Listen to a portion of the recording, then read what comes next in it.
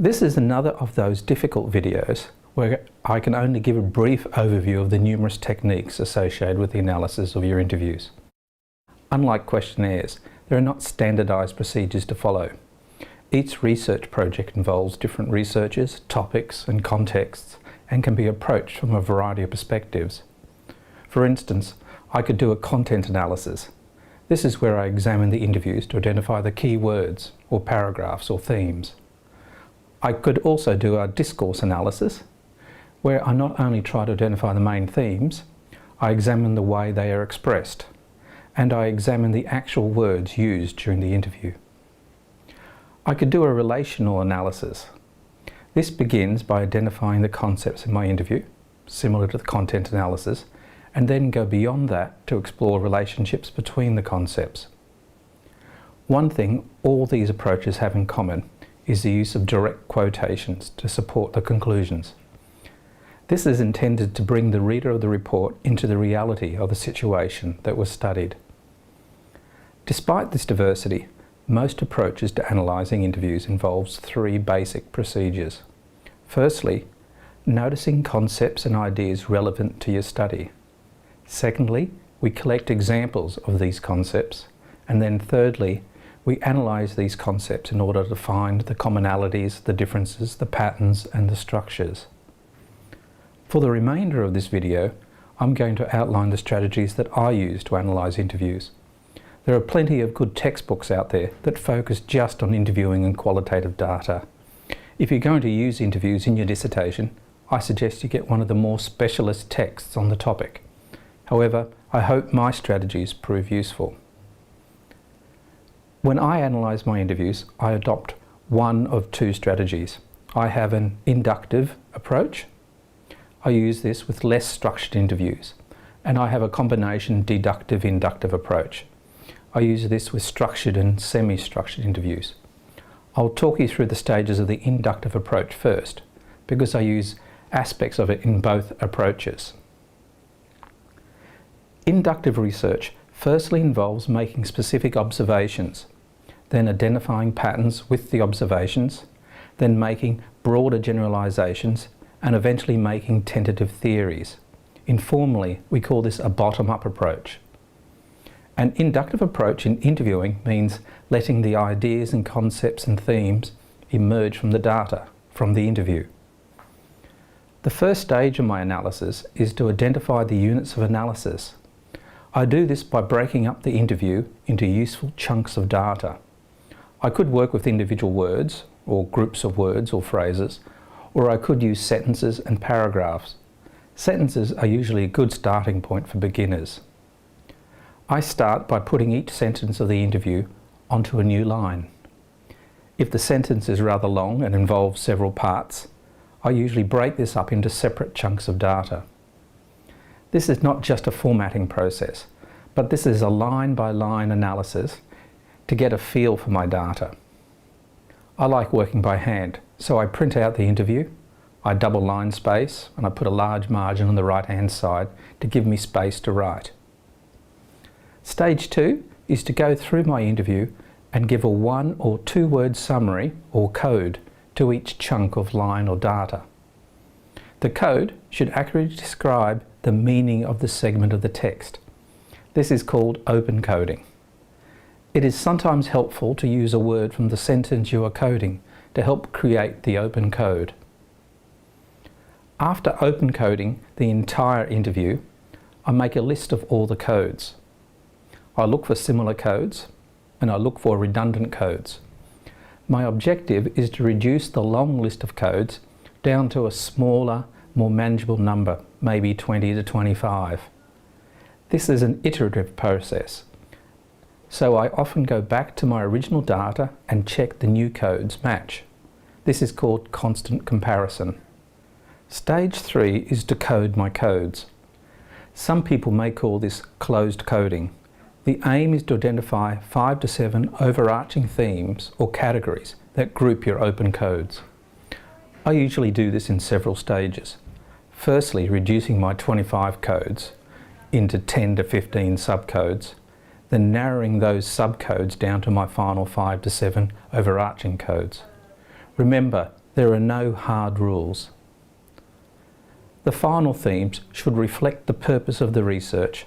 They should also be exhaustive. You must place all the data in a category, and they should be sensitizing. They should be sensitive to what is in the data. For example, the themes and sub-themes should be able to discriminate between leadership and transformational leadership. At the end, there will be a range of themes. There will be ordinary themes, the ones I expected. Unexpected themes, the ones that surprised me and that I did not expect to find. There will be hard to classify themes, the ones that contain ideas that do not necessarily fit into one theme or that overlap with several other themes. And major and sub-themes that represent the major ideas or the minor secondary ideas. Sub-themes fit under the major themes in the write-up. Stage 4 is to collect all the interview quotes within a theme and examine the ideas that make up the theme and sub-theme. I'm particularly interested in how they interact with each other. For instance, is there a sequence or order in which the information belongs? Similarly, I look for evidence of relationship between the overarching themes. I find that quotes that were initially hard to classify and fitted into several themes are a good starting point for finding relationships. Stage 5. Remember, all this happens with the first interview transcript. I now repeat this process with the remainder of the transcripts. You may find new themes emerging as you go, so it is important to return to the earlier interviews and compare the new themes to the old ones and adjust your ideas. This is that constant comparison idea again.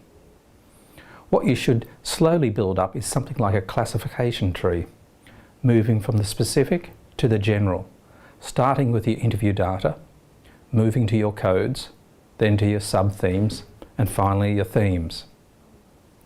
The final stage is the write-up. When I've finished all the interviews, I construct a narrative from the themes, sub-themes and codes.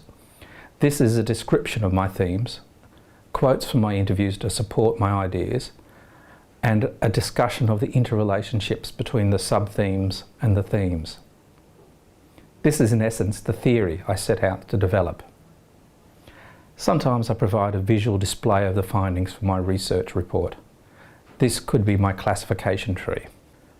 My other approach to analysing interviews is to adopt a combination deductive-inductive approach. Remember, I use this approach with more structured interviews. Deductive research is commonly called top-down research. We start with a theory or a specific framework. We then test the theory by making observations, and eventually we confirm or reject the theory. Okay, let's apply this logic to my interviews. Stage 1 involves creating a set of themes or categories before I begin my analysis. This is a list of themes I derive from the literature and is usually based around some theoretical concept. For example, if I was exploring leadership, my themes might be different aspects of leadership, such as transactional, transformational, and distributed leadership. If I don't have a pre-existing theory, I could select 2 or 3 of my interviews and use the inductive approach from before to create a framework for my analysis. Stage 2 involves breaking up the interviews into chunks of data. For a more deductive approach, I tend to work with sentences and paragraphs. Stage 3 involves allocating or labelling each sentence or paragraph with a closed code from my list of themes. I do this by having different coloured highlighting pens for each of my themes. To do stage 4, I need to bring all the individual quotes for each theme together. For me, this literally involves cutting up my interviews with scissors and putting all the quotes highlighted in a particular colour together. I then examine that theme and look for ideas within that theme. These become my sub-themes. Again, I'm interested in how each of the sub-themes and themes relate to each other. When you have finished all the interviews, you construct a narrative from the themes and the codes. This is a description of my themes, quotes from my interviews to support my ideas I wish to present, and a discussion of the interrelationships between these ideas.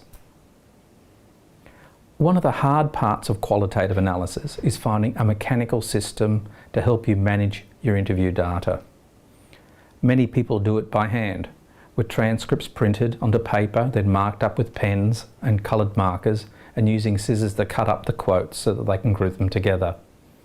There are also a variety of computer programs such as NVivo, MaxQDA or Atlas TI, designed especially for qualitative analysis. But be warned, they have long learning curves. Finally, as you are working through your analysis stages, remember these basic principles. Firstly, remember the key idea in both of these strategies is to allow new ideas and themes to emerge. This is one of the main reasons for doing interview type research. Secondly, be systematic. Make sure you follow the same steps and procedures throughout your analysis. Thirdly, be transparent. Make sure you tell the reader what you did and why you did it that way. And finally, be coherent. Your interpretation should reflect patterns and ideas in the interviews.